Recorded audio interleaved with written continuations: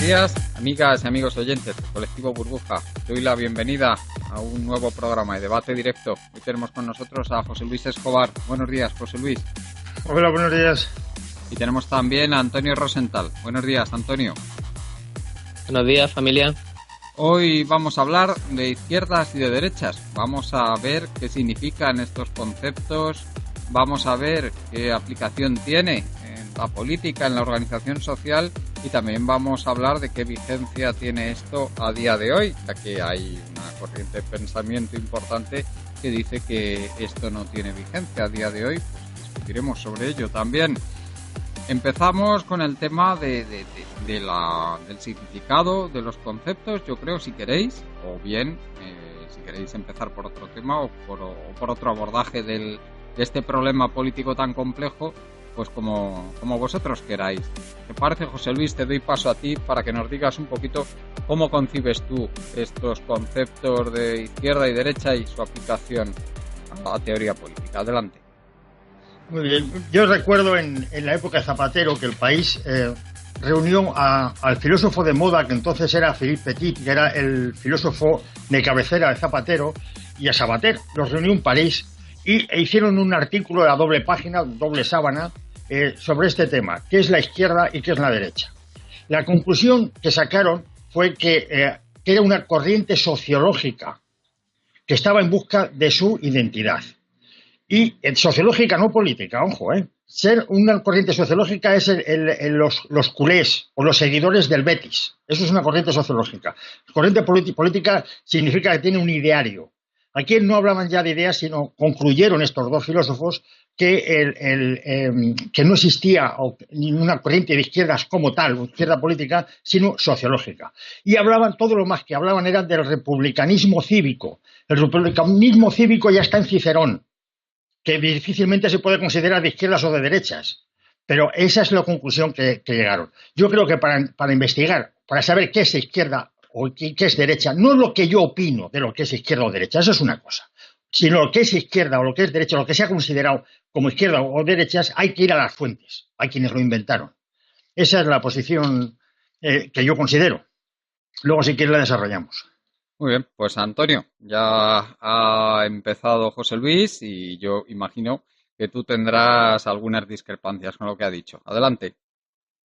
Bueno, yo creo que el problema que hay aquí es de neolengua y cómo los que tienen altavoces mediáticos cogen y van vaciando de significado algunas palabras que intentan parasitar.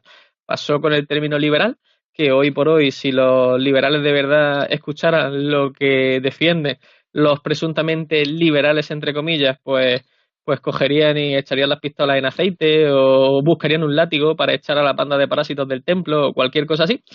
Y pasó también, está tratando de pasar con el término anarquista, cuando cogen y los que una vez han terminado de cooptar por completo el término liberal, pues piensan que hay más campo hacia ese lado y van a cooptar otra palabra. Y ahora tenemos los anarco, entre comillas, capitalistas. Y así, con la izquierda pasa exactamente eso. Hay una cantidad de desdibuje, de distorsión, de ruido, que nos hace difícil orientarnos en el escenario. Y por eso teníamos pensado hacer este debate sobre este tema, porque creo que es algo sobre lo que merece la pena reflexionar para intentar orientarnos. José Luis, adelante. Ya Antonio ha dicho que él piensa que es un problema de neolengua, pero bueno, y que se trata de distorsionar lo que son los conceptos. Yo también imagino que veo que aquí hay dos abordajes y dos opiniones muy diferentes. Continúa, José Luis, por favor. Bueno, vamos a ver, mira, los conceptos, hay algo en todo esto que hay que descartar si queremos realizar un diálogo. Diálogo significa a través de, y luego es palabra razonada. Si empezamos a hablar de lo que es una neolengua, es decir, una lengua que se inventa y que carece de significado, porque en el fondo cuando alguien inventa una palabra o un concepto, sobre todo en política, es para confundir el pensamiento de los que lo escuchan, confundir el pensamiento del pueblo. Esto está en Tucídides ya. O sea que hace ya 2500 años ya se utilizaba lo que llama Antonio neolengua, que no es otra cosa que pervertir el significado de los conceptos. Cuando se quiere engañar a un pueblo, basta cambiar el significado de los conceptos. No, yo no parto de ahí. Eso no hay forma de entrar en un diálogo. Empezar diciendo, bueno, como se han prostituido los conceptos, pues no podemos averiguar qué es la izquierda o qué es la derecha. No, vamos a los inicios. Mira, ¿de dónde salen estas palabras? Mira, para identificar qué es la izquierda o qué es la derecha, lo primero que hay que hacer es hacer una distinción clara y distinta, que es lo que decía Descartes, que son las dos premisas para conocer algo. Claro, significa que cualquier persona despierta, una mente despierta, puede entenderlo, y distinto que se diferencia de los demás. Bueno, pues hay que averiguar un tipo de definición de lo que es la izquierda que sea claro y distinto. La izquierda empezó persiguiendo la libertad y la prueba frente al absolutismo, principalmente. Hacia 1870 se produjo un cambio, porque hacia 1870 fue una década ideológicamente muy fructífera y de la que todavía estamos bebiendo. Es cuando empiezan a generarse las ideas que vamos a tratar en este debate, o que se están tratando en este debate. Pero a partir del 1890 aproximadamente, se produce una confusión, se produce un acercamiento de lo liberal a lo que se considera la izquierda y viceversa, un acercamiento de lo que se considera izquierda a lo que es el liberal. A partir de ahí hay una gran confusión y luego se ha buscado un consenso borreguil. El consenso es la renuncia a los principios e ideas propias para llegar a un acuerdo. Generalmente porque me beneficia. Y digo, me beneficia al representante, no a los representados. Eso es el consenso borreguil. Y ahora se llama de izquierda un movimiento sociológico, que no político, liderado o pastoreado por unos cuantos que ramonean en el poder para sacar beneficio propio, que es lo que llamamos casta. Antonio. Bien, señores, la recomendación de Luis es excelente. Vayan a Historia de la Guerra del Peloponeso de Tucídides, que vaya a encontrar un montón de maniobras políticas a día de hoy, un montón de genocidios que hicieron los demócratas griegos porque en pro de la libertad se puede justificar cualquier barbaridad, como decía el bueno de Maquiavelo, y lo que sería la estrategia general de las potencias atlantistas, que en su momento y a una escala menor utilizaba Atenas en su guerra contra Esparta, que sería la continental. Sin duda es un libro interesantísimo por muchísimas razones. Y ahora volviendo al tema de izquierda y derecha. Como dice José Luis, es un problema de terminología y de conceptos claros y distintos. Así que vamos a irnos a dos principios que quiero que tengáis en cuenta. Lo primero es la ordenación relativa. Una cosa se posiciona en función de sus referentes que son relativos. Yo soy del norte de Almería, que es el sur de España, que es el sur de Europa. Alguien que sea de Ceuta es del norte de África, del sur de España, es del sur o del norte. Pues depende de cuál sea el elemento de referencia que estás tomando. Puede ser del sur de tu ciudad, que es el norte de la comunidad autónoma, que es el sur del país, que es el norte del continente. Bien, eso pasa con la izquierda y la derecha también. En términos relativos, se distribuyen en función de su posicionamiento con respecto a otros. Y eso nos dice exactamente dónde está el centro. El centro como tal no existe si no definen los extremos. Así que alguien con mejor o peor intención tendrá buen cuidado de definir el margen de ideas que quiere discutir para decidir dónde está el centro y qué es lo extremo. Y un ejemplo lo podéis encontrar con las pensiones. Hay una carta de Eisenhower, el presidente de Estados Unidos, el bolchevique Eisenhower, que decía que los planes de pensiones privados son una atrocidad que no soportaría, que no apoyaría el votante medio de Estados Unidos y que solo defiende una panda de lunáticos de extrema derecha y algunos millonarios de Texas. Eso es algo que dice el bolchevique Eisenhower. En aquel momento todos teníamos tan claro que aquella medida que proponían unos cuantos lunáticos de extrema derecha y unos millonarios de Texas era de extremísima derecha que nadie lo dudaba, ni siquiera Eisenhower. Para él, en términos absolutos y en términos relativos, esa medida era de derechas. Bien, ahora fijad cuánto han distorsionado las posiciones relativas para que esto se plantee y ya no parezca de extrema derecha. Hay algunos que dicen que son de centro y lo defienden, porque si mueves lo suficientemente bien lo que son los límites del debate, colocas el centro donde a ti te da la gana. ¿Y esto quién lo puede hacer? Pues cuanta más potencia mediática tengas, con más facilidad vas a conseguir hacerlo. Nos puede gustar más o nos puede gustar menos, pero es un hecho. José Luis. Sí, José Luis, ¿estás ahí? Bueno, ahora. Sí.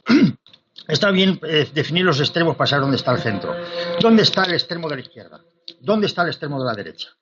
Stephen Hawking, cuando hizo su modelo de universo en el cual no era necesario un creador para hacerlo, era una especie de modelo esférico, decía, ¿dónde está el norte del norte?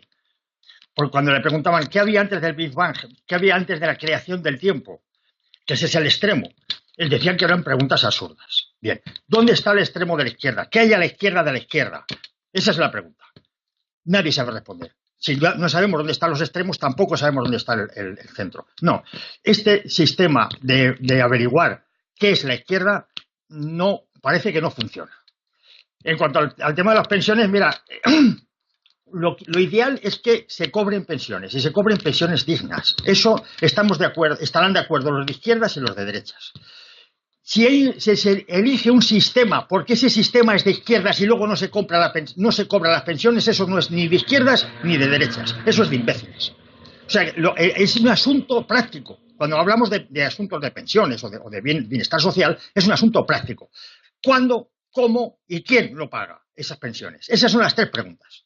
No si es de izquierdas o de derechas el método, eso es una pregunta absolutamente, para mí, absolutamente fuera de toda lógica. Mira, el inicio de lo que consideramos la izquierda empezó, yo creo, con Carlos Marx. Carlos Marx se dedicó, aparte que es una persona de una inteligencia descomunal, toda su obsesión no era la igualdad, sino la libertad. Carlos Marx decía, el hombre, sobre todo el proletariado, no es libre y no sabe que es libre porque está enajenado.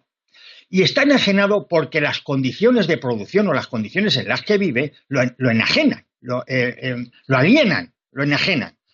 Y como está alineado, no puede saber que no es libre. Si buscáramos un método cambiando las condiciones para que supiera que no es libre, inmediatamente cambiaría. Bien, ese sistema, el cambiar ese sistema de producción es lo que lleva a la izquierda a la igualdad. Bien, eso es el primer paso. Con todo esto se llevó a lo que por el otro lado, al liberalismo político. El liberalismo político aquí en España lo tuvimos contra Isabel II.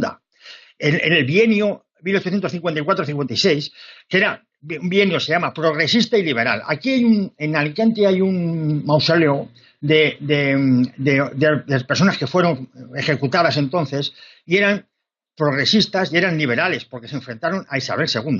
Eso es lo que hoy llamaríamos liberalismo de derecha, lo que hoy se entiende de derechas, que es absurdo. ¿Cómo puedes considerar de derechas a alguien que es liberal y se enfrenta al absolutismo? Ahí vemos que hay una confusión de conceptos bastante lamentable, de tal manera que cuando alguien pronuncia la palabra liberal, ya no se sabe a qué se está refiriendo. En la década de los 20, en 1870 pasó una cosa. Hasta entonces los liberales, estos liberales que hemos hablado, trataban de que el individuo tuviera poder frente al poder y se desarrollaron el pensamiento del derecho del individuo frente a todos, frente al grupo, frente al Estado, frente a todos los demás. Pues aquí está el derecho, por ejemplo, a la libertad de expresión o el derecho a reunión, los derechos, lo que llamamos hoy derechos fundamentales. Esto es un engendro del liberalismo. Bien, pero en 1870, a raíz de la Comuna de París, la célebre polémica entre Marx y el anarquista, no recuerdo el nombre ahora, se produjo la siguiente pregunta. Oiga, ¿y una persona que pase hambre puede ser libre? Entonces dijeron, no, imposible. El buscar el derecho de uno frente a todos es inútil si hay gente pasando hambre. entonces se produce el desarrollo de lo que hoy entendemos como izquierda, que sería, vamos, creo yo, para conseguir esa igualdad es el derecho del grupo frente al individuo. Es justo lo contrario de lo que se había estado luchando hasta ahora.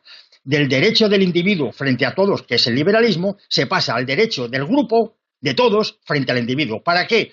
Para intervenir en su economía, es lo que hace Hacienda con nuestras nóminas, interviene en tu nómina, en tu patrimonio, en el fruto del sudor de tu trabajo y lo extrae para de ahí ayudar a otros. Eso es la igualdad. Esto nace en 1870. De tal manera que ya tenemos aquí desligados lo que históricamente se llamó liberalismo y luego lo que históricamente se va a empezar a llamar izquierda, que es esto, el derecho del grupo frente al individuo para meter, o sea, para intervenir su economía al fin de conseguir una igualdad material en la sociedad en la que se vive.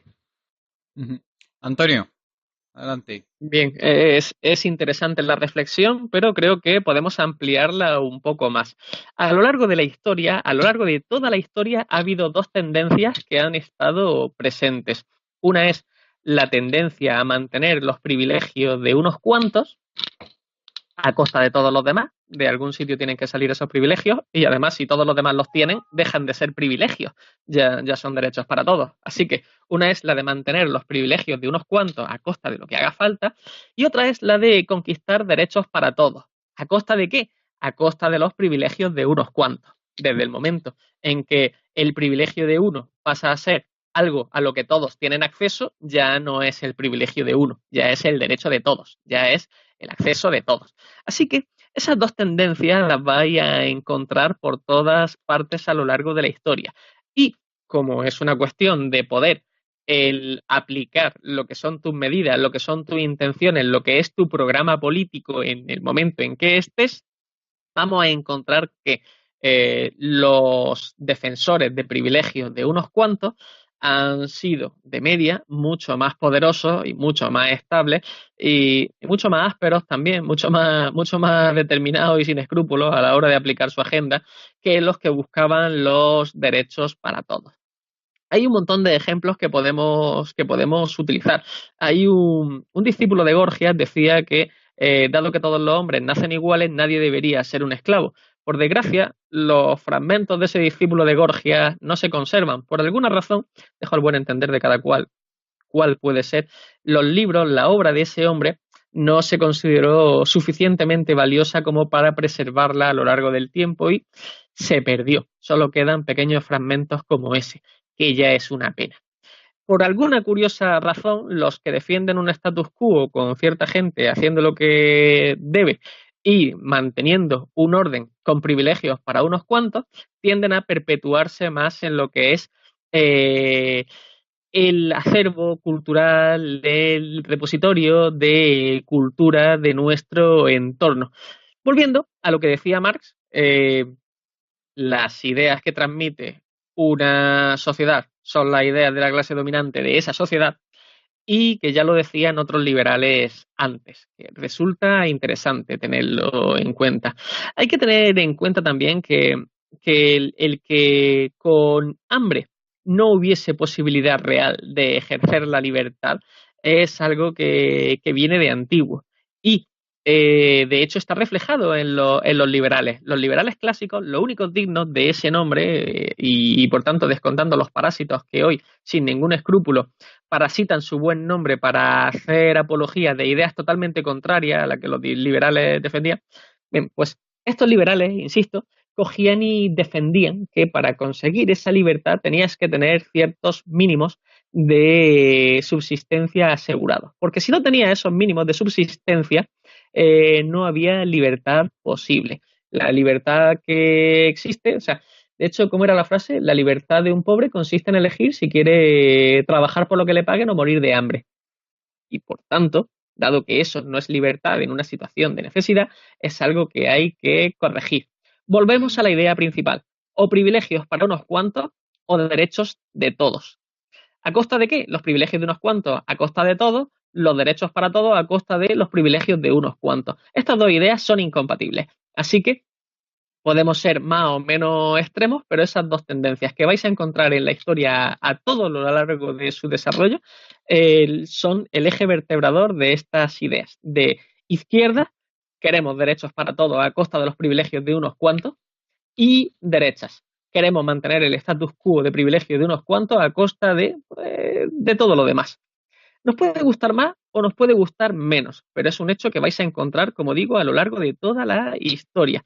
Así que, volviendo a los liberales, tenemos a John Locke, por ejemplo, diciendo que mientras me permita subsistir dignamente, no podré quejarme si alguien coge algo que fuese mío y que él necesita.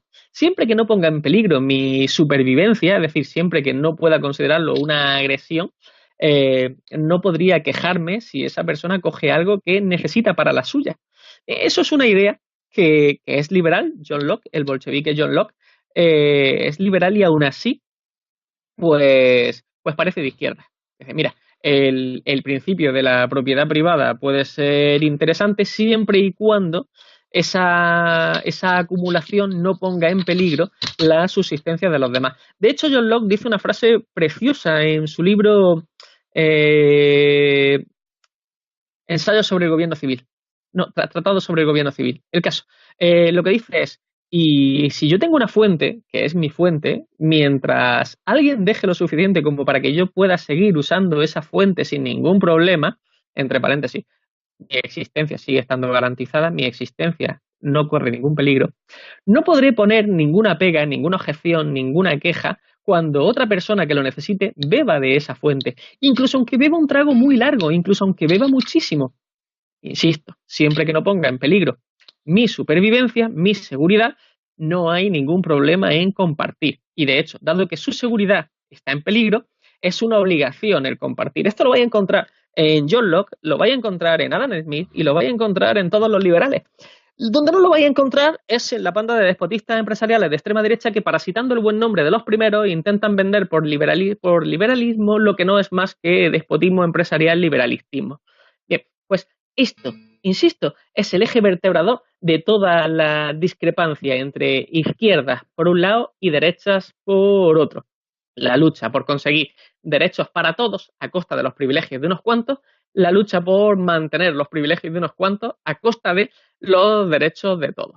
Y por eso los liberales de siempre fueron de izquierda, luchando contra los privilegios de unos cuantos que en algún momento fue la nobleza solo por el hecho de que eran nobles. De hecho, insisto, lo podéis encontrar en John Locke, lo podéis encontrar en Adam Smith, lo podéis encontrar en un montón de gente de la época. Señores, hay que hacer las cosas de forma que nadie esté en situación de poder comprar a terceros, que nadie esté en la necesidad de venderse a terceros. Esto es la izquierda tradicional. ¿Qué ocurre cuando los que defendían esas ideas desde perspectiva burguesa de clase media alta llegan al poder, llegan al status quo, llegan a tocar cargos de la administración que hasta entonces estaban vedados para ellos porque eran privilegio de los nobles? Pues entonces una parte de esa gente sigue pensando exactamente lo mismo y sigue defendiendo las mismas ideas. No queremos privilegios para unos cuantos, queremos derechos para todos. Y otros cambian y dicen, no, mira, queremos derechos para todos, pero todos nosotros, los demás que ardan. Así que ellos cogen y cambian el planteamiento. Dicen, nuestra lucha era hasta que nosotros consiguiéramos el poder. Ahora que el poder lo compartimos con los nobles privilegiados de antes, ahora que nosotros también somos parte del grupo privilegiado, la lucha ha terminado. Ya está guay, ya podemos dejarlo así. Y entonces todos aquellos que hablaban, por ejemplo, de elegir al legislativo y de democracia, hablan de elegir al legislativo pero con sufragio censitario, donde los que tienen cierta cantidad de pasta votan y los demás no importan. Eso vuelve a ser el reflejo de la lucha entre derechos para todos o privilegios para unos cuantos. Y alguien que antes estaba en la otra trinchera, cuando le toca ser privilegiado, dice, bueno, pues aquí podemos frenar. De hecho, esa es una forma fundamental de cooptación del poder a las cabecillas pensantes de los grupos de izquierda. Es decir, bueno, mira, a cambio de que dejes esto tal y como está, yo te paso a ti al grupo privilegiado. No te preocupes por nada, tú vas a estar bien, tu familia va a estar bien y los demás pues que ardan. Imagino que no necesitaréis ejemplos, llámalo González, llámalo X, que puedan parecer que encajan en esta definición, suponiendo que el señor González hubiera sido de izquierda en alguna ocasión. Insisto, la forma clara y distinta de distinguir si algo es de izquierda, algo es de derecha, es: da igual lo que digan. Yo puedo decir soy Antonio el guapo o soy Antonio el alto y no voy a ser más alto de lo que soy ahora, me llame a mí mismo como me llame, o más guapo de lo que soy ahora, me llame a mí mismo como me llame. Y Carlos II el hechizado, pues a lo mejor no le hacía justicia el nombre y él no estaba hechizado, simplemente tenía enfermedades de tipo genético biológico hasta decir basta. Y así, pues algunos más que han sido víctimas de la consanguinidad real. Bien, insisto entonces, lo más importante de esto es: o luchamos por los derechos de todos, para conquistar derechos para todos a costa de los privilegios de unos cuantos, o bien luchamos por mantener los privilegios de esos cuantos a costa de los derechos de todos, porque sin duda hay que reducirlos de alguna manera. Eso es la izquierda contra la derecha, y lo vais a poder encontrar a todo lo largo de la historia. Como ha dicho José Luis, Tucídides da un montón de buenos ejemplos. Solón también da un montón de buenos ejemplos. Y ya más cerca de nosotros, y en la Roma clásica, estaban los Cayo Graco, o sea, los Graco, que intentaron hacer una especie de reforma agraria en su tiempo, y a los que los seguidores de Escipión, que sí que era millonario, pues pasó a cuchillo bonitamente, porque es una lucha fundamental: los derechos de todos frente a los privilegios de unos cuantos. Bueno, José Luis, aquí ya ha centrado un poco el tema de izquierda y derecha, Antonio, y yo no sé si tú estás de acuerdo en el planteamiento que hace, esa lucha entre una sociedad en que primen los derechos el derecho que prime algo más igualitario, una sociedad más igualitaria, y una sociedad en que una minoría pues tenga la mayoría de las disponibilidades de recursos y de derechos. Bueno, vamos a tomar como criterio, para ver si nos vale o nos vale, vamos a poner a prueba el criterio siguiente: todo aquel que luche contra los privilegios es de izquierdas, ¿de acuerdo? Mira, basta entrar en cualquier ciudad, entres por ejemplo en Segovia. Segovia es una de las ciudades más bonitas de España, más que nada porque es la mía, como decía Antonio el otro día, que mi patria no es la más grande, pero es la mejor porque es la mía. Bueno, basta entrar a cualquier ciudad de España antigua, medieval, y vamos a ir viendo quién ha ocupado el privilegio en diferentes épocas. Si tú ves la catedral, es la última catedral gótica que hubo en España, la segoviana. Vas a ver que en aquella época, cuando se construyó, ahí los privilegiados era la Iglesia. La Iglesia era la que tenía monopolio prácticamente económico y sobre todo cultural, que es lo más importante. Vamos más adelante hacia el Renacimiento y vamos a ver que en cualquier ciudad que lo que encontramos son palacios. Ahí está, claro, estaban privilegiados por los grandes comerciantes y la nobleza cada vez de capa caída. Y ahora entramos en una ciudad como Madrid y vemos un edificio bonito. ¿Quién estará dentro? ¿Estará la Iglesia? ¿Estarán los comerciantes? ¿Están los privilegiados? Porque los grandes edificios, los mejores edificios, están los privilegiados. ¿Quién está dentro? Vamos al Palacio de Correos. Está la casta. Gallardón se gastó un montón de dinero para remodelar el Palacio de Correos porque era acorde a su estatus. Hoy está allí Carmena. Bien, esto se ha repetido en todas las ciudades de España.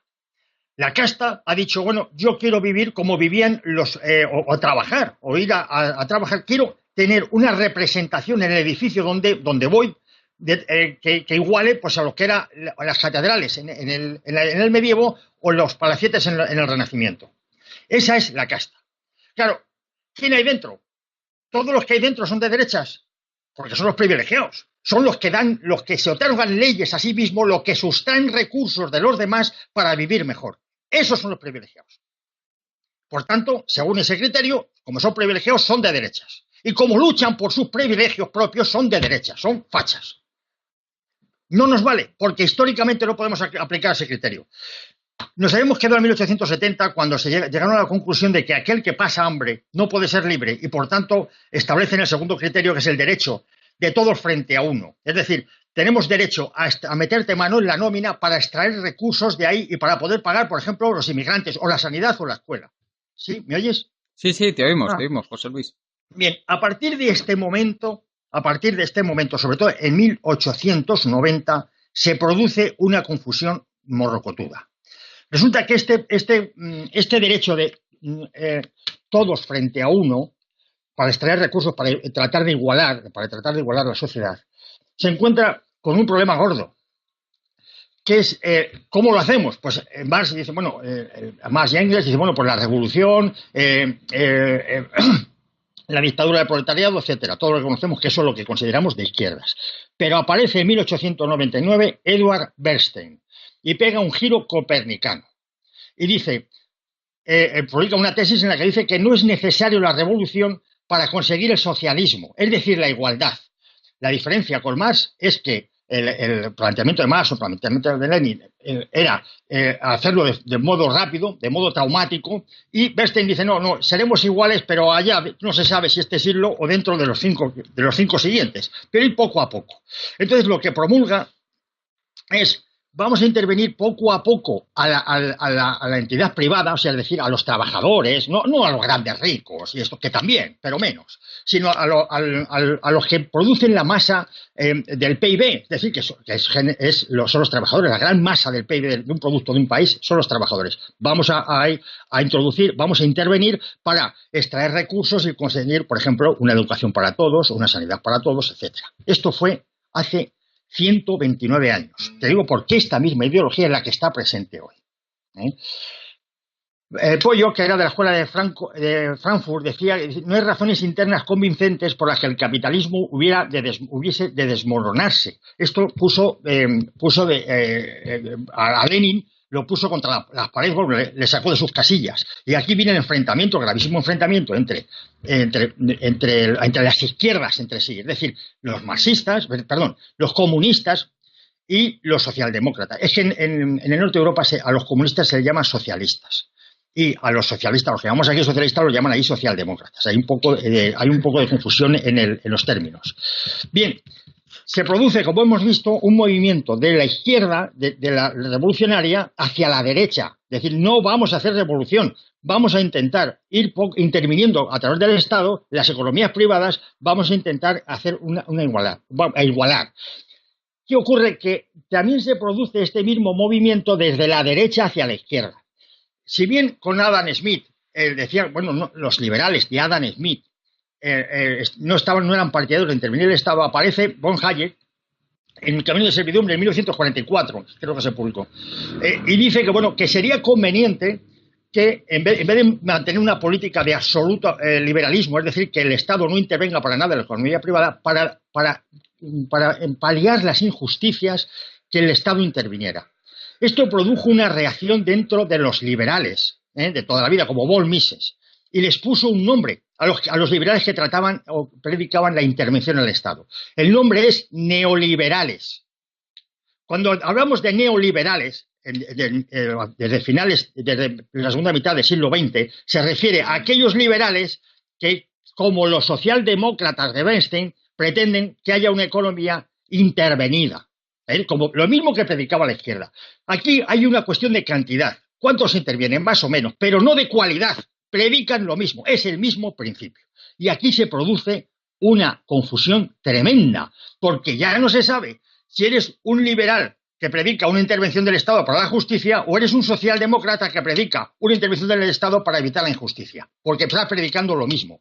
Aquí es donde se produce la confusión de izquierdas y de derechas. Y esa confusión, ¿dónde se plasmó? Vamos a ver varios ejemplos, pero el principal fue en la Revolución Espartaquista.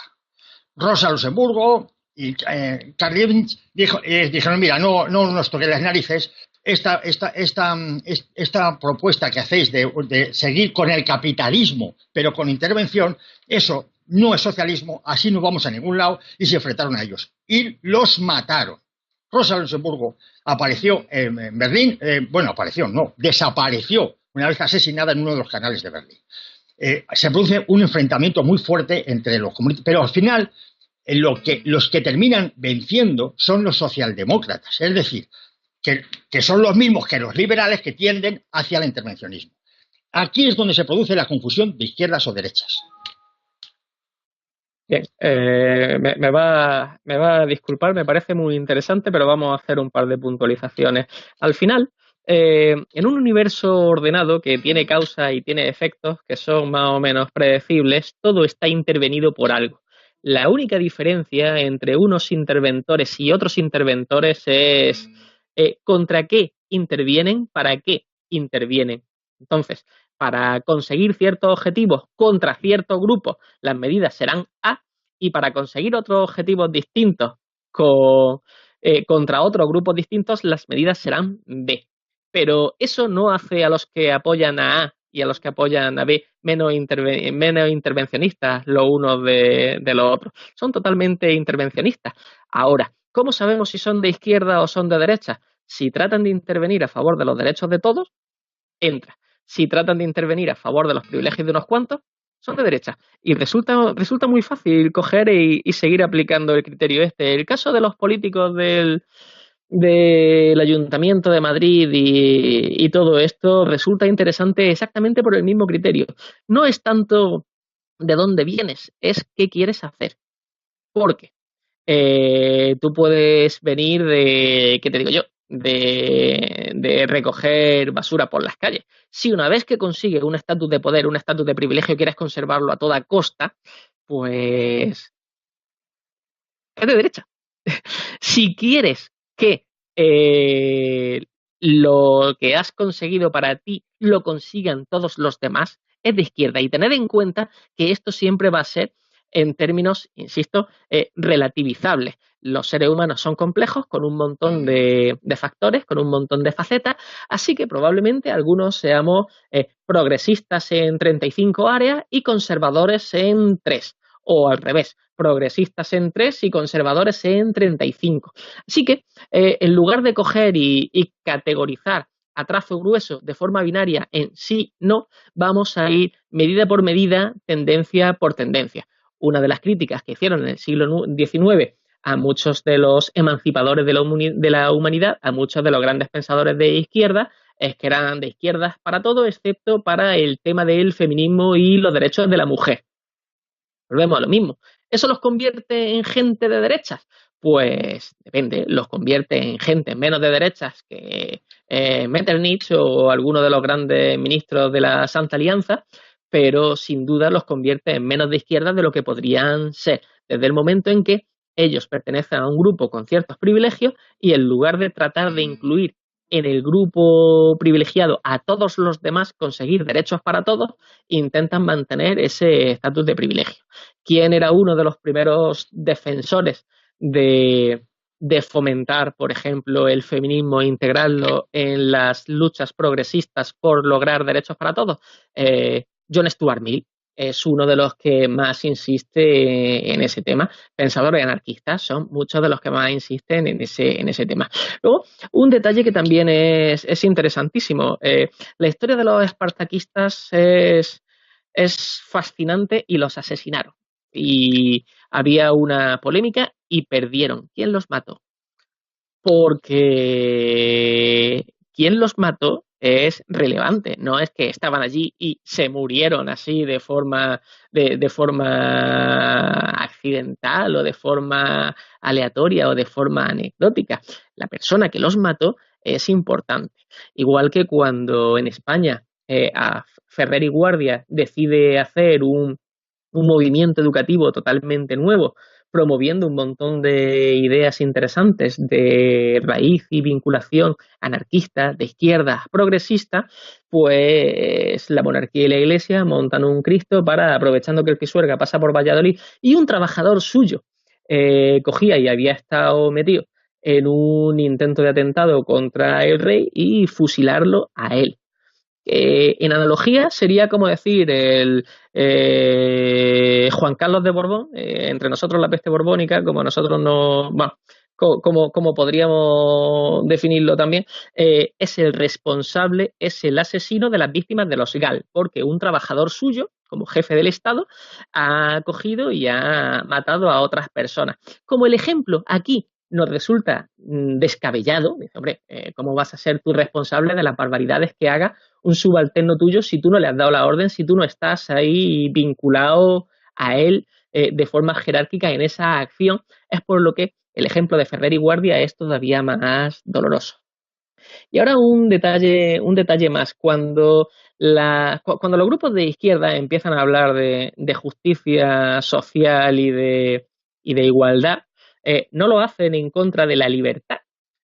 Para ellos la libertad es un presupuesto tan obvio, que dice, es que no merece discutir de esto como no merece discutir de si el cielo es azul o no lo es. Es obvio que el cielo es azul. Es obvio que luchamos por la libertad. Lo que pasa es que esto es un requisito para la libertad. Así que vamos a luchar por esto también porque es obvio que por la libertad luchamos. Y claro, es obvio que por la libertad luchamos, es obvio que el cielo es azul, dejamos de hablar de esto porque es obvio.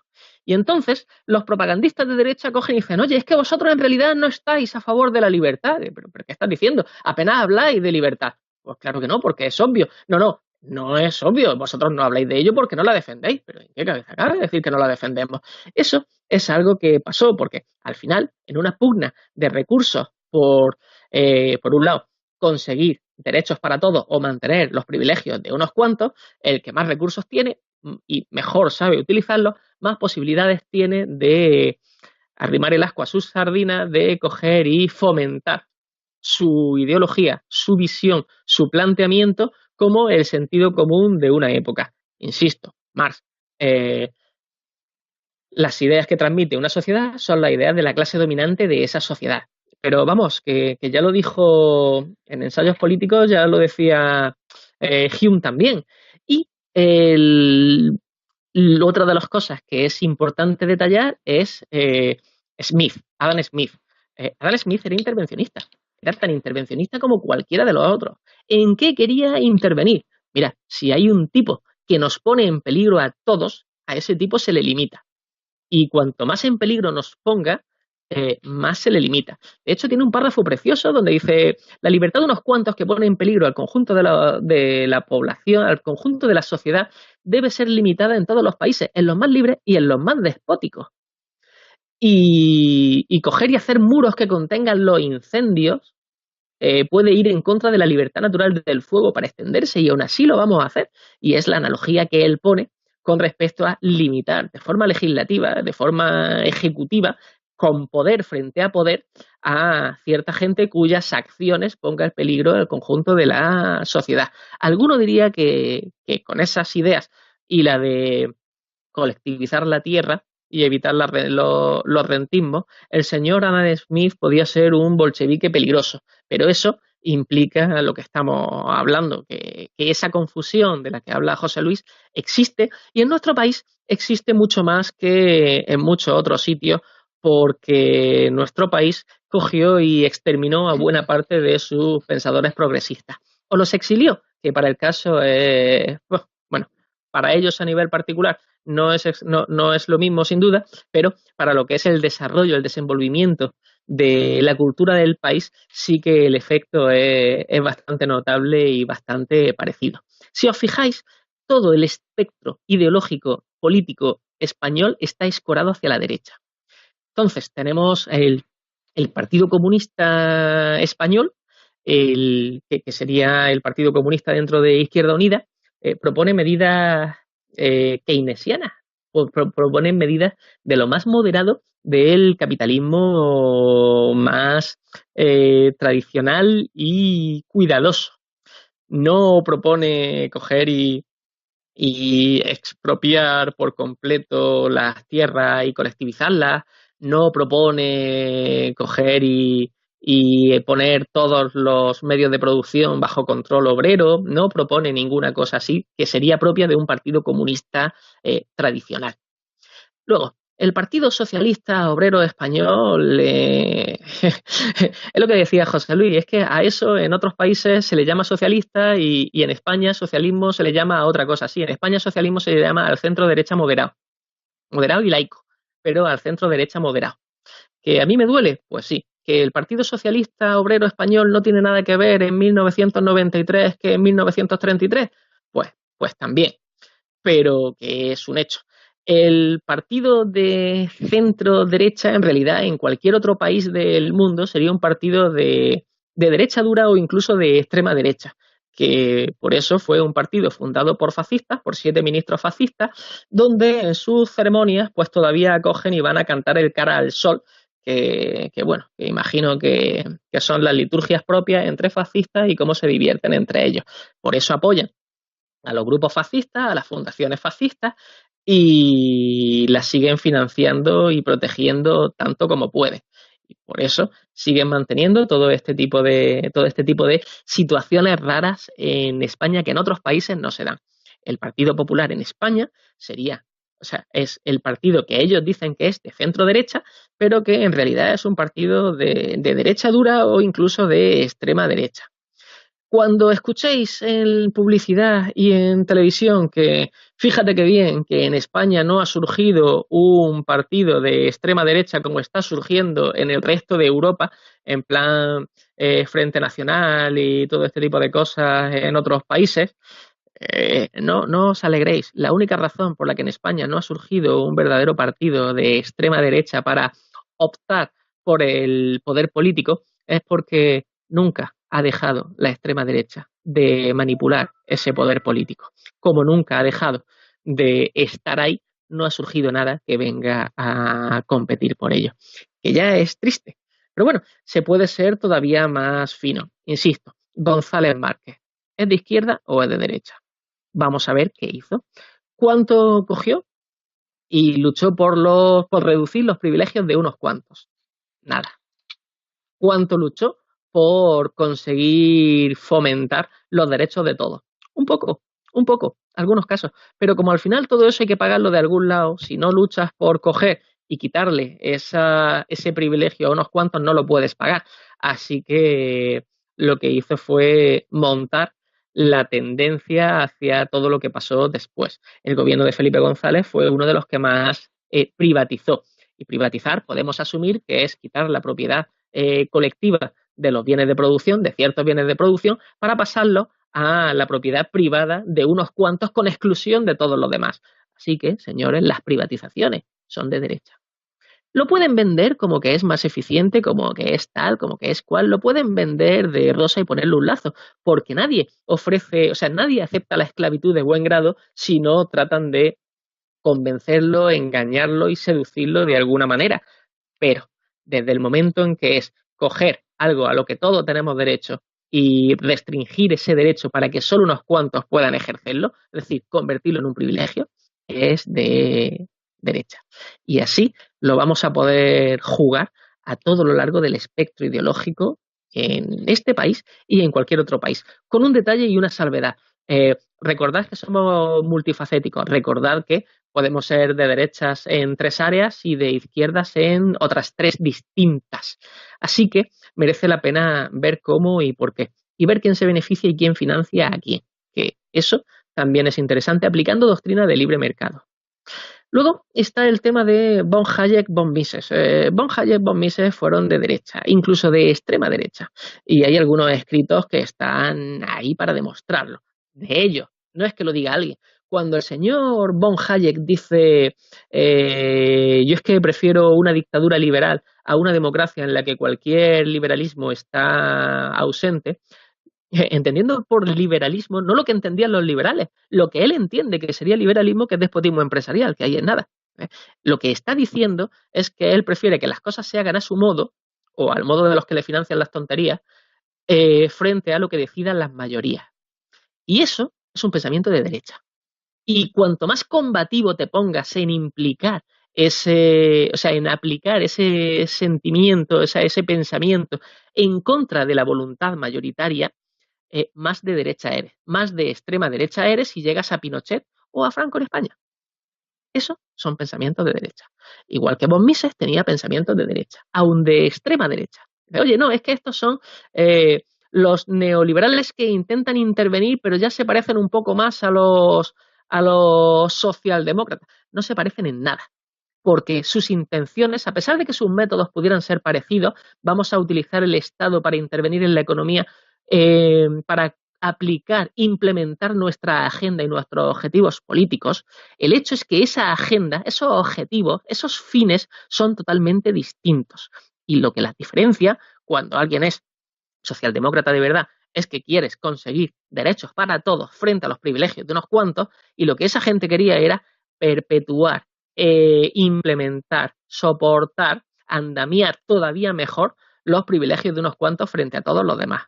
Y se nota. Y de hecho las consecuencias se notan. Y las barreras de entrada por cuestión económica a ciertos servicios que antes o en otros países eran básicos, se nota. Por ejemplo, la educación, por ejemplo, la sanidad.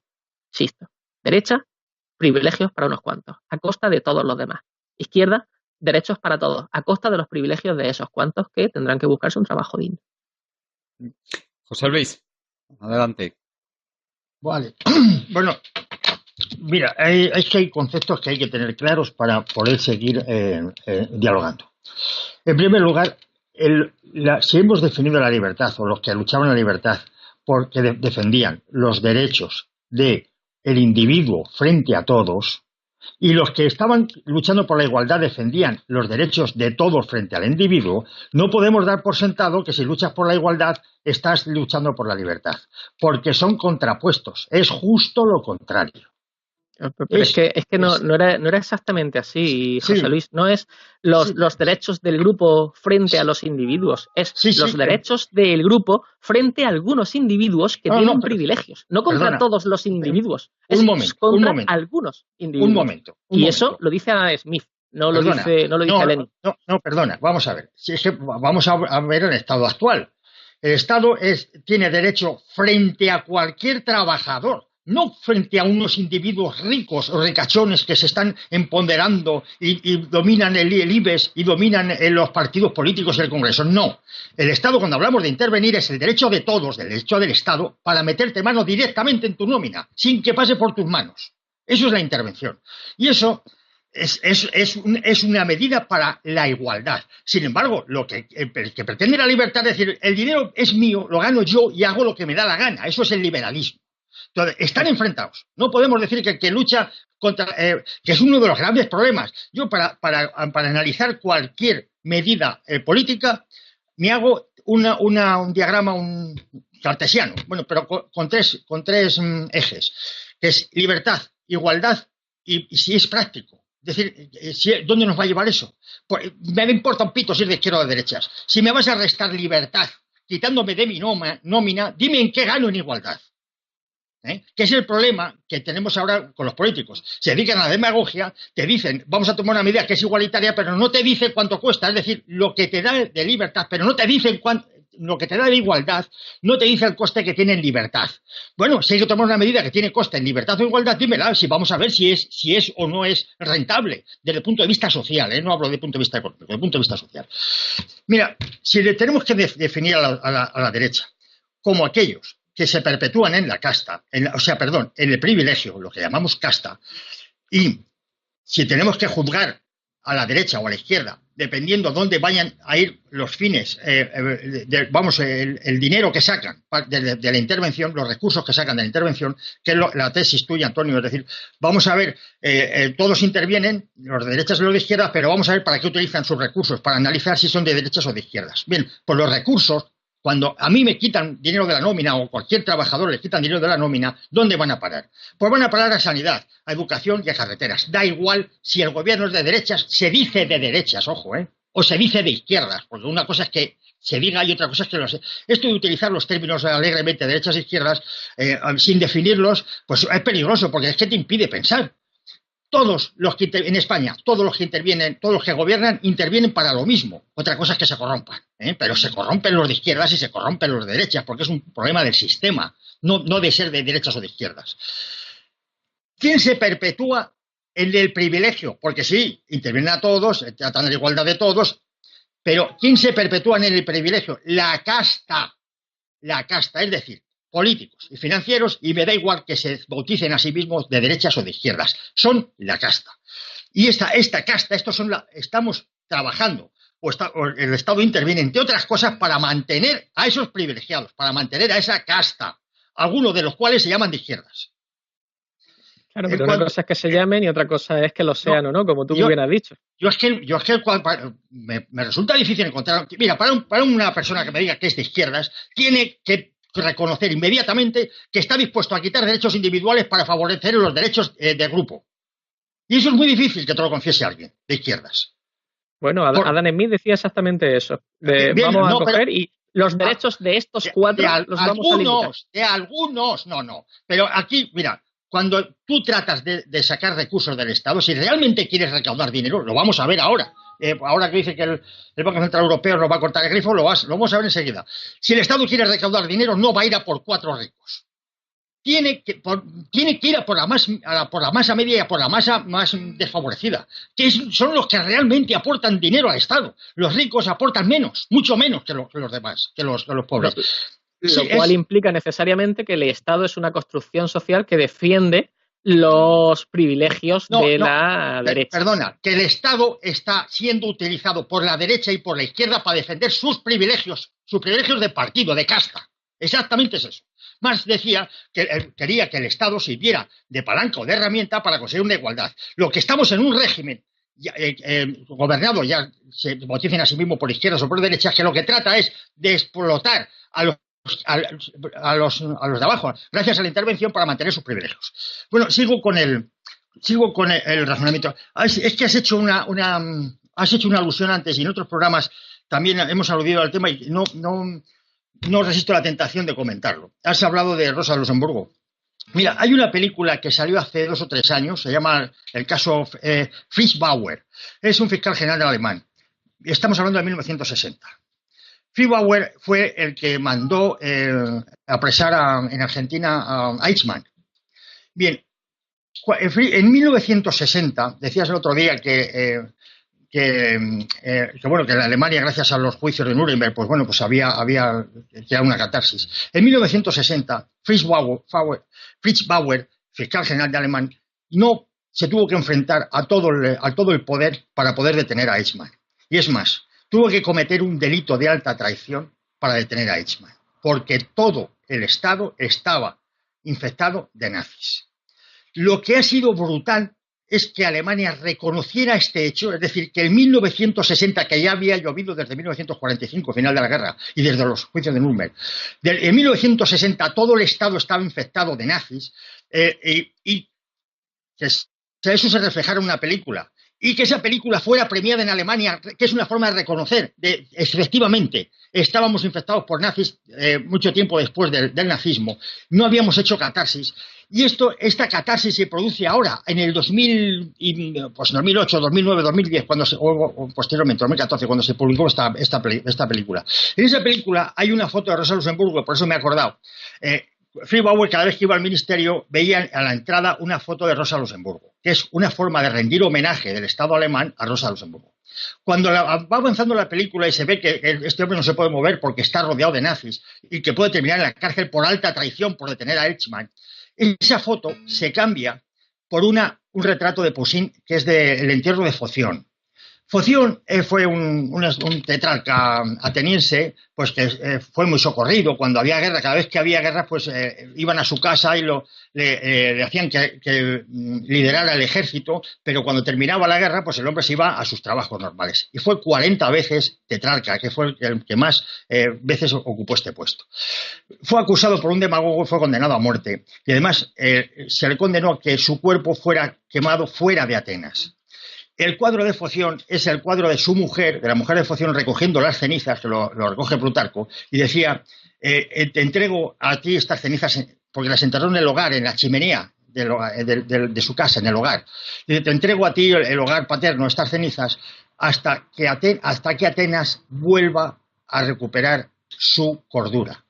Estaba diciendo en la película que efectivamente estaba todo infectado de nazis, no podían hacer nada, habían dado una imagen de democratización, pero estaban todavía, todos los políticos, todo el aparato judicial estaba nazificado, estaba metido en nazis, y enterraban las cenizas de Rosa Luxemburgo hasta que Alemania volviera a recuperar su cordura.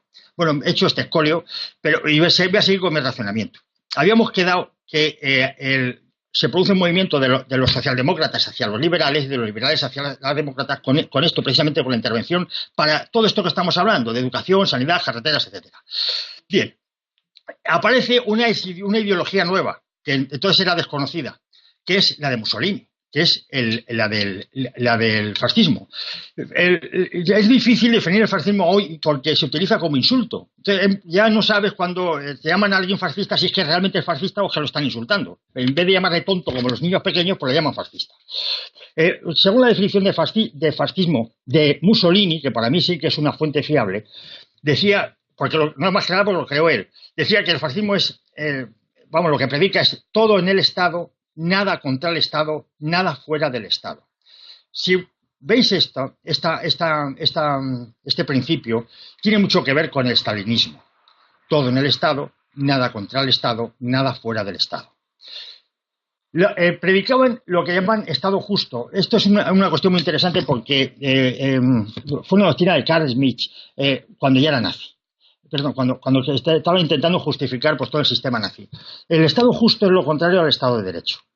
Decían que el Estado de Derecho es una construcción burguesa, es una construcción liberal y es formalista. Y que contra el formalismo y el liberalismo estaba el Estado justo, el Estado de justicia. Que es justo lo contrario del Estado de Derecho, como hemos dicho. ¿Qué ocurre con el Estado de Justicia? Que el Estado de Justicia es lo que el Estado considera justo y de ahí puedes hacer las barbaridades que se hicieron en el nazismo. Esta es la última razón por la cual los jueces, abogados y fiscales del sistema nazi se comportaron como se comportaron. Bien, surge el fascismo. Veis que tiene ciertas coincidencias con el estatismo. Yo estoy defendiendo ahora la confusión que se produjo. Pero hay un punto que plasma perfectamente esta confusión. Y es de la otra parte, del lado del que consideramos de izquierdas. Georgi Dimitrov.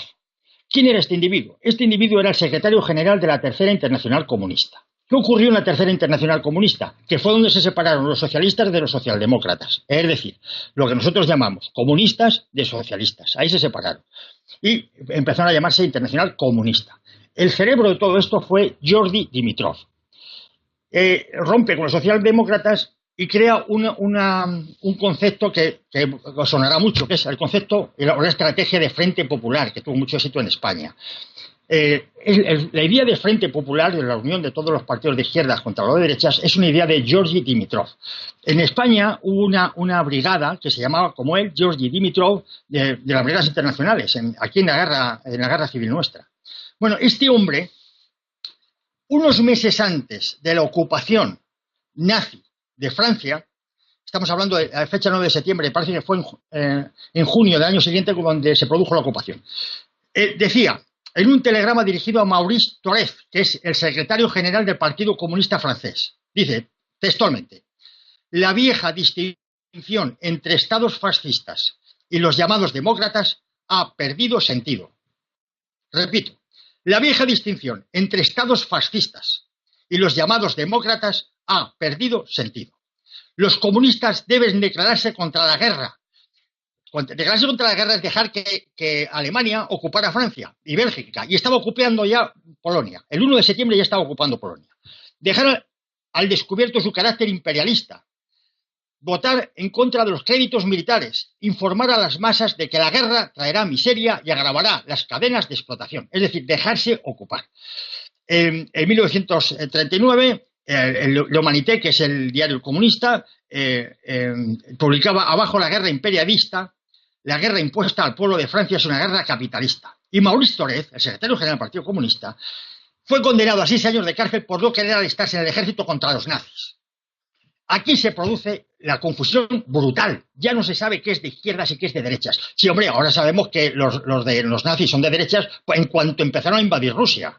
En cuanto empezaron a invadir Rusia y se fueron enemigos del régimen comunista, pues ya eran de derechas, eran nazis. Pero, ojo, acordaos, el secretario general de la Tercera Comunista, es decir, de quien ideó toda la estrategia de lo que hoy llamamos partidos comunistas, no no veía mucha diferencia entre el régimen demócrata y el régimen fascista. Es más, le apoyaba, apoyó al régimen fascista. Bueno, ahora te dejo a ti, Antonio, porque si no me voy a enrollar demasiado. Antonio. Sí. No, vamos a ver esto con un poquillo de calma porque merece la pena. En primer lugar, el señor Dimitrov cogió y escribió bastante en contra del fascismo. Que no basta solo con escribir, que hay que coger y hacer más cosas. Pero este hombre hizo un montón de resoluciones desde sus distintos cargos en contra del fascismo.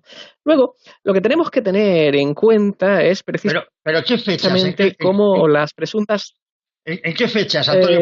Porque cuando, en esta época te estoy hablando, que es cuando los nazis empezaron a invadir Polonia, empezaron a invadir Europa, apoyó, pero drásticamente, dio instrucciones a todos los partidos comunistas de no apoyar al ejército contra los nazis. Posteriormente, cuando invadiera Rusia, claro, hablaría muy mal de los nazis y de los fascistas, pero que sepas que los apoyó. Sí, vamos a verlo con calma. En torno a 1935, 1936 y 1937 escribió numerosas resoluciones contra el fascismo y sus métodos, como el fascismo en la guerra, etcétera. De hecho, en la guerra civil, por ejemplo, en la guerra civil española, en la guerra de España, ya ese tipo de manifestaciones están. Y lo que hay que ver es quién está apoyando a quién.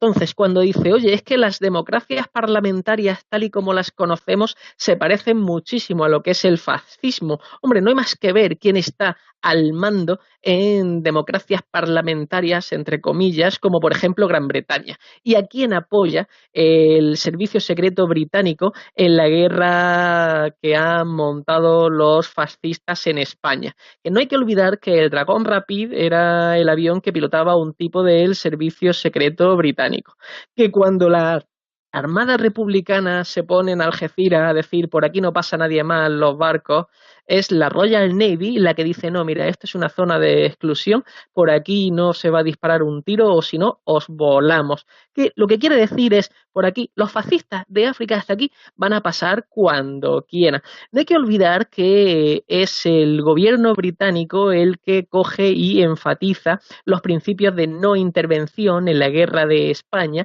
que lo que quiere decir es, dado que los alemanes y los italianos están interviniendo sin ninguna piedad, nosotros vamos a promover la no intervención, que ellos ya están haciendo el trabajo. Y esto es algo que reconocen los mismos altos cargos británicos e incluso los altos cargos alemanes. Si lo peor que podemos decir de la Unión Soviética es que llegó a un acuerdo con el régimen fascista alemán, cosa que venga aquí a cuento, me parece muy mal ese acuerdo. Entonces, lo que tenemos que reconocer es que lo peor que hicieron los soviéticos en ese entorno es lo mismo que llevaban haciendo años las presuntas democracias parlamentarias. Entre ellos, Gran Bretaña a la cabeza. Y de hecho, los intereses geoestratégicos de Gran Bretaña en ese sentido son muy claros. Mientras tú te vayas hacia el este, lo que quieras, Puente de Plata, porque los británicos ya estuvieron financiando al ejército blanco en la guerra civil rusa, en la guerra civil soviética, porque los británicos son muy de no intervenir o por lo menos que no se note siempre que las cosas vayan a mi favor. Cuando las cosas no van a mi favor, entonces intervenimos todo lo que haga falta.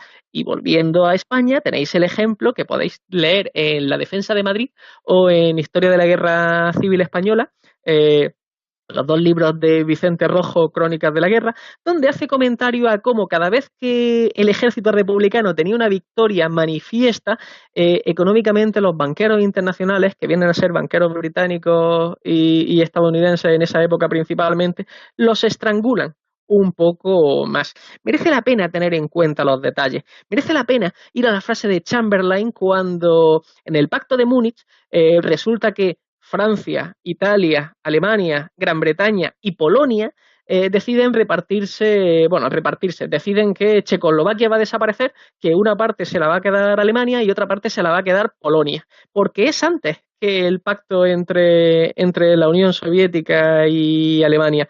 Y como es anterior, tendremos que pensar que eso no puede ser una consecuencia de lo que pasó después. Tiene que ser, como mucho, una causa de lo que pasó después. Merece la pena recordar las palabras de Chamberlain después de ese pacto diciendo el pueblo británico no entendería ir a una guerra contra Alemania por una gente, los checoslovacos, a los que no conoce, a los que no entiende y que viven lejos.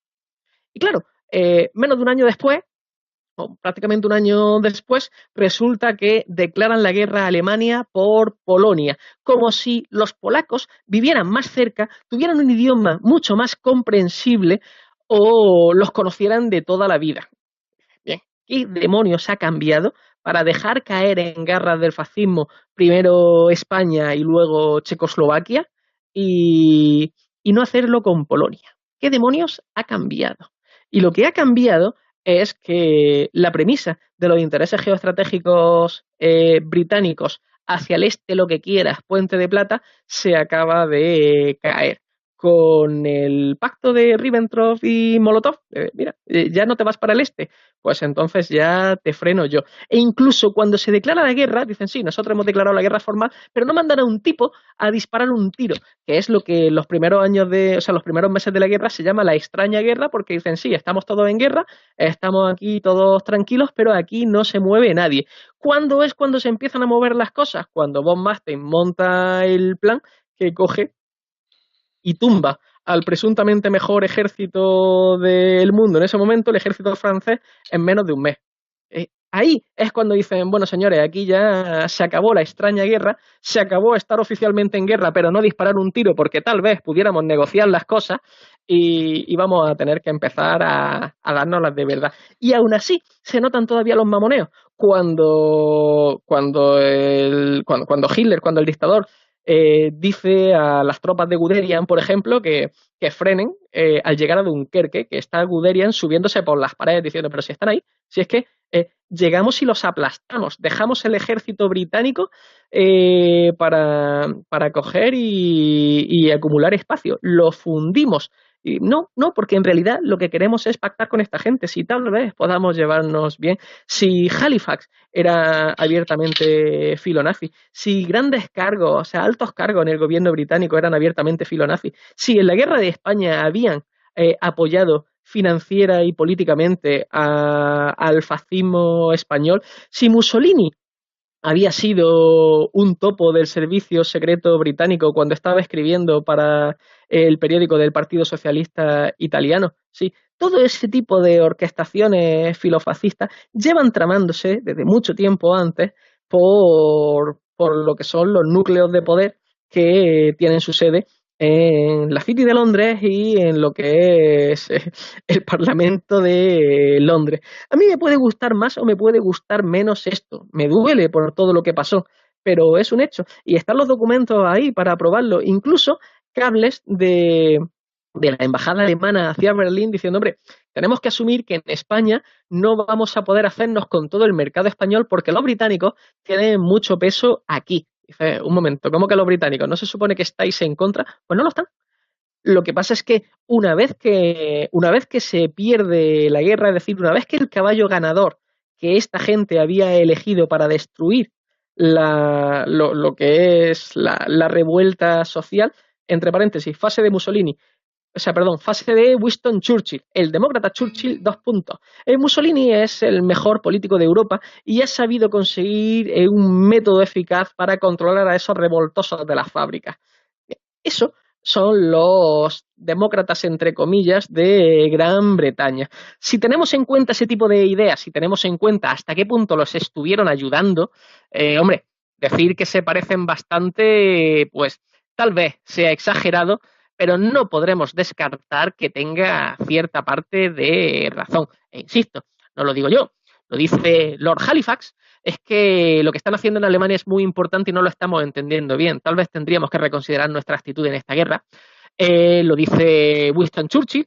Mussolini es el mejor político de Europa porque ha conseguido mantener y controlar a esos revoltosillos de las fábricas.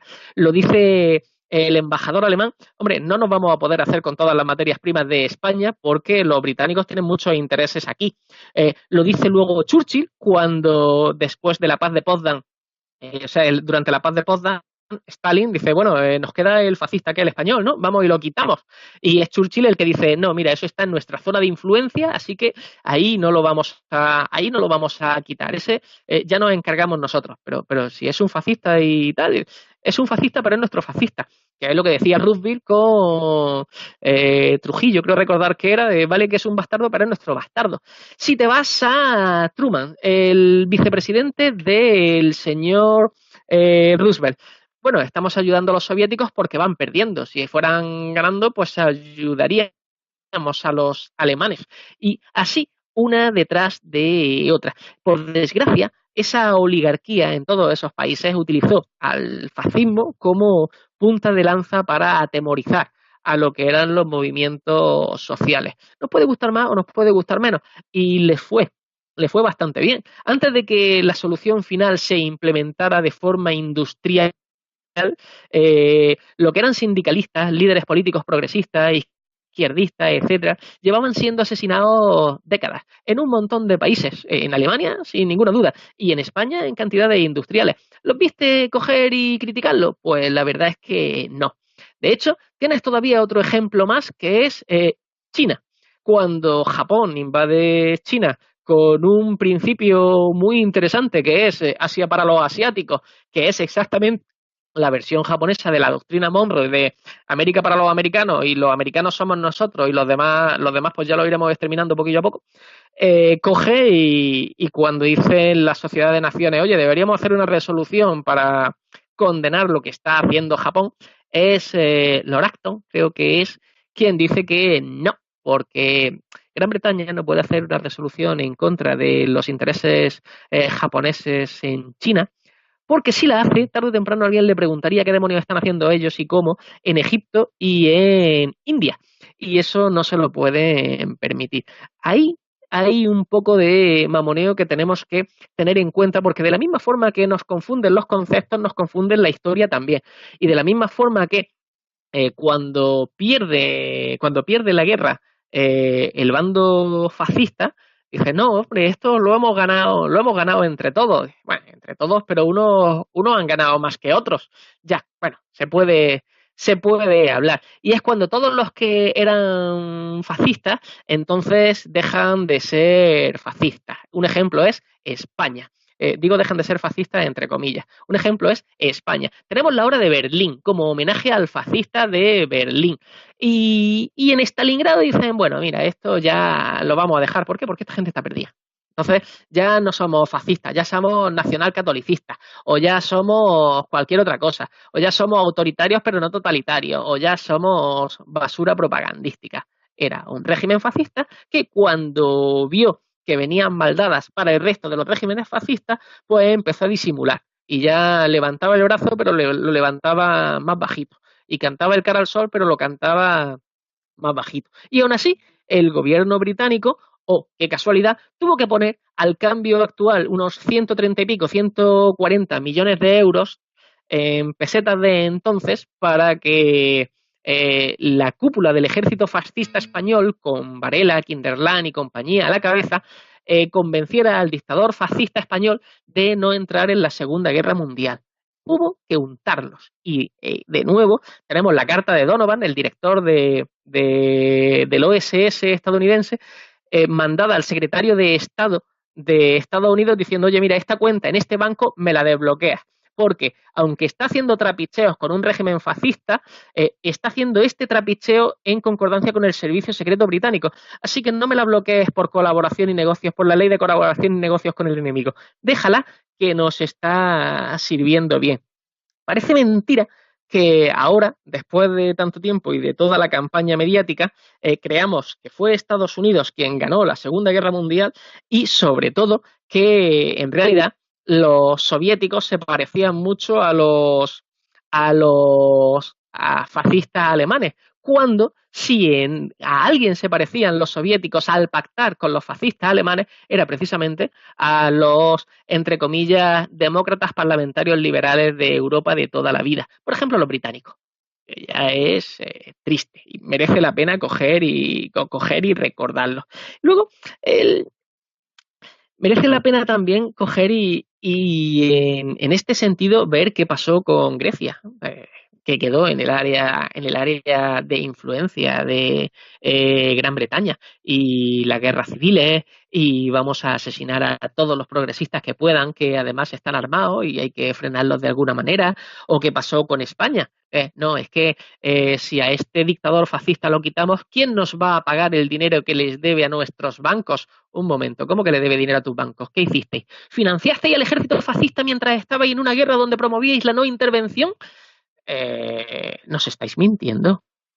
Y además nos estáis mintiendo con toda la impiedad del mundo. Eso es la diplomacia británica. Si algo le podemos reconocer es que es persistente a lo largo de los Bueno, siglos. si os parece, ya llevamos un programa larguísimo. José Luis, una última intervención, si te parece, y luego ya le dejamos que cierre Antonio. Adelante. Bueno, yo sigo con la confusión que hay entre izquierdas y derechas. Mira, en una entrevista que hicieron a Pablo Iglesias, le hizo Casimiro García Vadillo. Le preguntaron si era socialdemócrata o comunista. Pablo Iglesias, que yo sepa, es un referente de lo que es la izquierda en España, y más en 2015. Y la respuesta es la siguiente. Si a Marx y a Engels les hubiera preguntado qué son ustedes, hubieran dicho, somos socialdemócratas. ¿Por qué no socialdemócratas? Igual que Bernstein, igual que Rosa Luxemburgo, igual que Vladimir Ilich Lenin. Responde Casimiro García Vadillo. Pero Marx y Engels escribieron el manifiesto comunista. Y responde Pablo Iglesias, claro, y eran socialdemócratas. Acabamos de hablar de Rosa Luxemburgo, que fue asesinada por los socialdemócratas para conseguir el poder. Para mí esto fue un antes y un después de la concepción de izquierdas y derechas en España. Según esta concepción, son socialdemócratas Marx, Engels, Bernstein, Aznar, Zapatero, Rosa Luxemburgo, Rajoy, Tsipras, Lenin, Cospedal, Cifuentes y Pablo Iglesias. ¿Qué razón tenía Hayek cuando escribió en el prólogo del libro de Camino de Servidumbre? Se lo dedicó a los socialistas de todas las ideologías. La confusión es tremenda. No se puede establecer qué es de izquierdas por los principios. Vamos a ver, ¿quiénes son de izquierdas por los principios que dicen defender? Porque ya hemos visto el lío que hay entre la libertad y la igualdad. No se definen, ni por sus fines. Y bueno, es que nosotros defendemos que no haya unos privilegiados. Y resulta que los privilegiados son los políticos. Ya hemos hablado de que antes estaban las catedrales que te decían quién era la casta de entonces, luego los palacios, y ahora los palacios están ocupados por los políticos. Son las castas actuales, son los que están acumulando privilegios. No se puede delimitar la izquierda y la derecha por los representados. No se saben a quién representan. Todos representan a todos. Todos son socialdemócratas, como dice Pablo Iglesias. No se saben los intereses que defienden.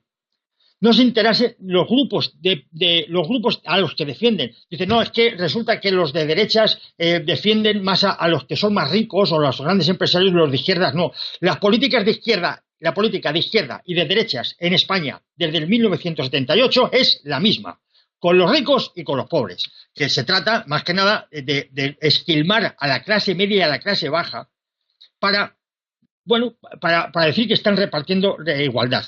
Mirad, en los años 60 o 70, en la parte de la renta del trabajo, es decir, de todo el PIB español, de toda la riqueza de España que se producía al año, el 64% era de los trabajadores, pertenecía a las rentas del trabajo.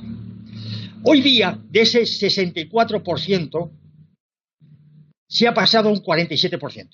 Es decir, se está enriqueciendo el capital a costa del trabajador. Esta es la política de intervención socialdemócrata en España. Es decir, lo que estoy diciendo es que se están detrayendo recursos de los trabajadores que no se saben dónde va, pero que sí sabemos que hay un grupo privilegiado, que son la casta, es decir, los políticos, los que están en el poder. En un sistema de partidos, con el soberano es el partido, la casta la forman los partidos, y a los que los partidos quieran favorecer. Puede ser la banca o pueden ser las eléctricas. Hay otro tema que para mí es otro termómetro de lo que es la izquierda en España, es el término empoderar. Mira, ¿quién empodera? Históricamente empoderaba a Dios. Dios era el que nombraba al rey. Las monarquías tienen un origen divino, ¿eh? Luego ya con Locke, con Spinoza, con Hume, con Rousseau, ya se pasó esa soberanía al pueblo. Pero ahora tenemos a los de izquierda diciendo, nosotros vamos a empoderar al pueblo. Muy bien. ¿Quién empodera al pueblo? Empodera al pueblo el que tiene la soberanía. Pero ¿no es el soberano el pueblo? No. Ahora no es el soberano el pueblo. Ahora hay alguien que tiene la soberanía y empodera al pueblo. Es decir, ahora son los políticos, es la casta la que nos tiene que decir si nos empodera o no nos empodera, si nos concede derechos y libertades o nos los quita. Porque todo el derecho o toda la libertad concedida se puede quitar. Y esto es lo que es la izquierda hoy día, la que dice, nosotros vamos a empoderar, es decir, nosotros tenemos el poder y vamos a empoderaros a vosotros. Es como cuando Franco concedía un privilegio o el rey concedía un marquesado. Pues igual ahora nos van a empoderar los de izquierdas, según su propia terminología, los que se dicen de izquierdas. Mira, yo lo que veo aquí ahora es que hay una confusión tremenda. La mentira se ha convertido, la mentira fue en Atenas, fue una figura retórica. Y hoy día sigue siendo una figura retórica. No te puedes fiar de absolutamente nada de lo que diga ningún político. Si analizamos los discursos, por ejemplo, González, en el Congreso de Suresnes, dice, se puede ser socialista sin ser marxista. González aquí rindió todos los principios de la izquierda. Rajoy en el Congreso pero no los suyos. Los sí. Suyos los defendió, los suyos, los patrocinados por los intereses de Estados Unidos, los defendió a muerte. No, los suyos como casta, ojo, los defienden todos muy bien. Son maestros. Tienes a Rajoy en el Congreso del Che. Dicen los liberales que funden otro partido. Él no se considera liberal. ¿Qué coño es el Rajoy que se considera a sí mismo? Socialdemócrata, como Pablo Iglesias. Podemos dice, no, acordaos cuando hablaba de la casta entre el cual estaba metido el PSOE. Bueno, pues ahora no tiene ninguna... Errejón, antes de todo el follón que ha habido de la moción de censura, etcétera, Errejón estaba proponiendo gobernar con el PSOE. Carrillo rindió la bandera republicana para entrar en el juego de la partidocracia. De tal manera que todos los referentes que teníamos de izquierda nos han engañado. Y todos los referentes que tenemos de derechas, de liberales y conservadurismo, también. Hay una confusión tremenda. Lo que decía Arnold, dice, un muerto, hay un régimen, una ideología muerta y otro sin fuerza para nacer. Que Gramsci decía también que en ese claroscuro entre lo que nace y lo que muere es cuando nacen los monstruos. Pues ahora mismo lo que estamos viendo nacer son monstruos. Y yo terminaría diciendo lo que decía todo este barullo, toda esta confusión de izquierdas, derechas, que nadie sabe cómo es. Fíjate, llevamos tiempo del programa y no nos hemos aclarado. Y hemos revisado desde Marx hasta el presidente del gobierno saliente, en el Congreso de Elche, hasta Rajoy, y todavía no nos hemos aclarado lo que es de derechas. Lo que hay en cada partido, en cada discurso, son mentiras, son falacias. Lo que se escucha en los discursos, Aristóteles... hizo aisló, definió 13 falacias. 13. Si cogemos, la primera falacia es la que llaman envenenar del pozo, es decir, tú llamas fascistas a un grupo y ya todo lo que digas es fascista, pues como es fascista, pues no vale para nada. O igual te digo de rojos, o de stalinistas, o de dictadores. Este es el primero, pero hay muchos más, hay hasta 13. Si nosotros cogemos un discurso de un político, de un tertuliano, en cualquier telediario, y cogemos el tratado de Aristóteles sobre las falacias, sobre la retórica, ahí vienen las falacias. Bueno, pero adaptado al idioma español actual, veremos que no se dejan ni una.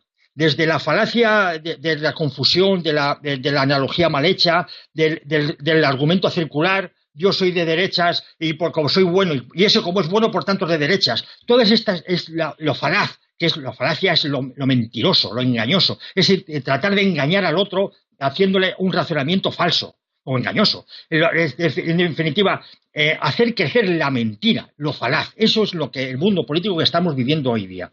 Decía Adolfo Colombres, y con esto me despido, si la palabra verdadera crea el ser de las cosas, la mentira no constituirá apenas un mal hábito. La mentira constituirá algo abominable, puesto que puebla el mundo de seres falaces, siembra desavenencias, siembra rencores. La mentira confunde los límites, degrada lo sagrado, quiebra el equilibrio de la vida.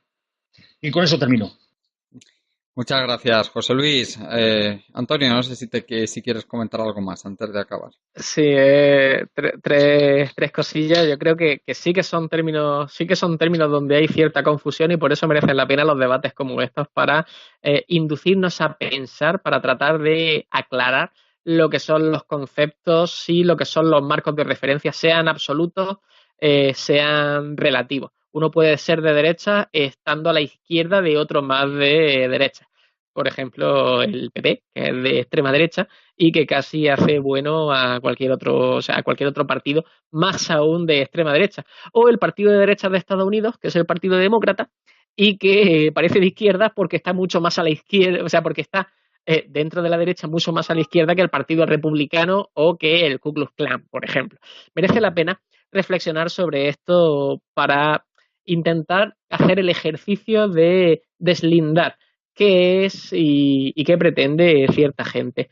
Luego, ahí, claro, Marx se consideraba a sí mismo socialdemócrata, defendían el socialismo y defendían la democracia. Un montón de gente se consideraban a sí mismos socialdemócratas, defendían el socialismo y defendían la democracia.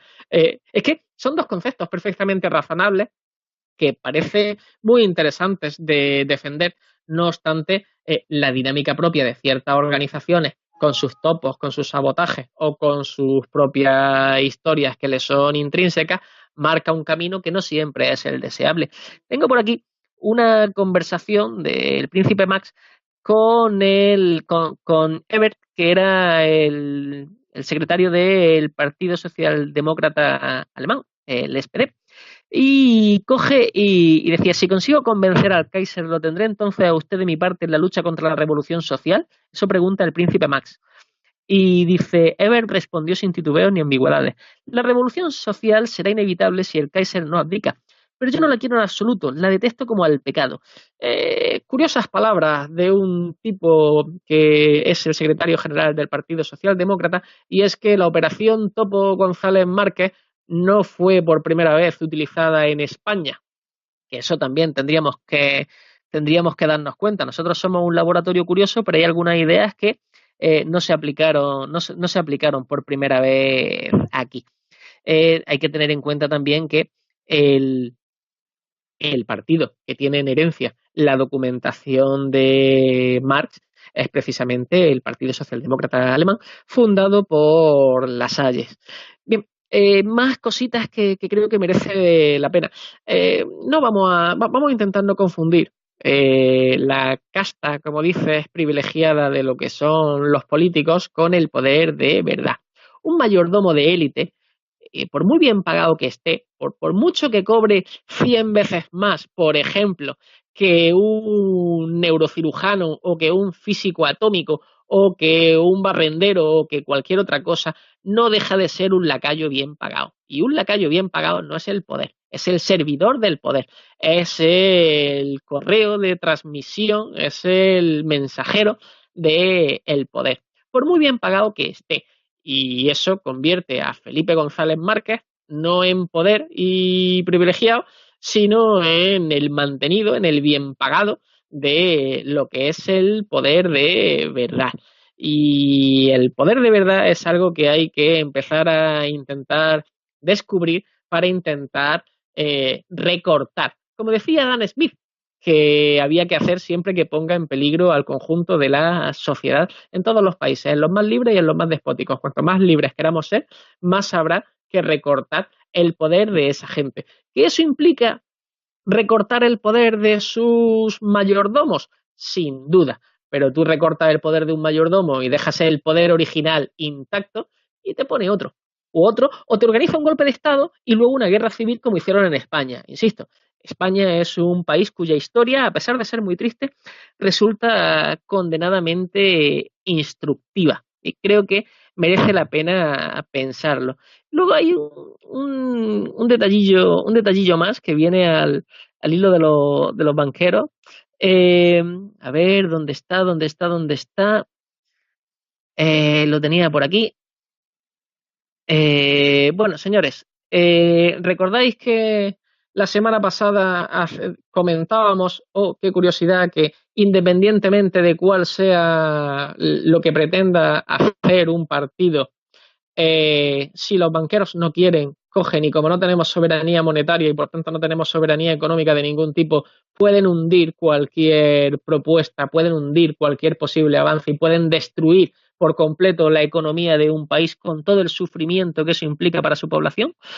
Pues tenemos un artículo de Público del 28 del 2 del 2018 que dice: el Banco Central Europeo ha comprado 235.740 millones de deuda española en 3 años. Qué cosas que hace el Banco Central Europeo, y qué forma más curiosa de salvar del desastre todavía más al gobierno de derecha y aún de extrema derecha, diga lo que diga Aznar de sí mismo, del Partido Popular. Bien, si ahora nos vamos a el diario del 14 del 6 del 2018, antes de ayer. El Banco Central Europeo reducirá las compras de deuda en septiembre y las eliminará en diciembre. Vaya, qué curioso. Luego, si os vais al cuerpo del artículo, hay un parrafito muy interesante. De este modo, Luis de Guindos se ha estrenado como vicepresidente del organismo con el anuncio del final de los estímulos. Vaya, Luis de Guindos. Este no es del partido de corruptos, de la organización criminal esa que decía no te preocupes que caiga España, que nosotros la volvemos a levantar. Este tipo de patriota a mí no deja de desesperarme. Bien, luego hay un comentario que ha hecho José Luis que me parece muy interesante también. Dice: oye, es que esta gente está esquilmando al pueblo, a las clases medias y las clases bajas, o sea, a las clases bajas y las clases medias, que no son más que clase baja con pretensiones de ser otra cosa, pero no deja de ser clase baja. Bien, pues eso, nos guste más o nos guste menos, es ideología de derecha aplicada. ¿Cómo sería ideología de izquierda aplicada? Se esquilma a las clases altas, que dejan de ser altas, y eso se reparte en infraestructuras, bienes y servicios para todos. Pero esta gente lo hace al revés. Esquilma a las clases bajas y hace aeropuertos sin aviones, y lo que sobra se lo lleva a Suiza, que es ideología de derecha de toda la vida. De derecha de Advenedizo, de derecha de Lacayo, de derecha ¿cómo decirlo?, de mayordomo sobrepagado que sabe que su puesto es provisional. Pues sí, pero de derecha, al fin y al cabo. Y de hecho, la pugna que hay dentro del Partido Popular entre advenedizos listos y gente con pedigrí, o sea, privilegiados de antaño, es impresionante. Y conforme vayan pasando falta de suministros económicos, pues las puñaladas serán todavía más intensas. Lo cual no debo decir, o sea, lo cual, si nos ponemos a pensarlo fríamente, pues tal vez nos beneficia a todos, o al menos nos divirtamos con el espectáculo. Porque hasta ahora, todos ahora limón han estado acuchillando al conjunto de la población sin ningún empacho. Ya era hora de que esa pandilla miserable de serpientes empezaran a morderse los unos a los otros, aunque sea porque mientras se clavan los colmillos los unos a los otros, véase la pugna entre Ignacio González, Granado y compañía, o entre Cospedal, Soraya, Cifuentes y compañía, mientras se clavan los puñales los unos a los otros, no están sacrificando a nadie en el ritual de honrar al libre, entre comillas, mercado de la extrema derecha de este país, que ya es triste. Muy bien, pues muchas gracias, Antonio, también como siempre. Y muchas gracias a toda la gente que nos escucháis, a los compañeros Marta Luengo y Juan Martínez. Y ya nos despedimos con nuestra página web, colectivoburbuja.org, y ya comentándoos que ahí tenéis el nuevo foro de Colectivo Burbuja en el menú de arriba. Podéis pinchar en él, os podéis registrar y podéis participar en nuestro nuevo foro de debate. Hasta el próximo día.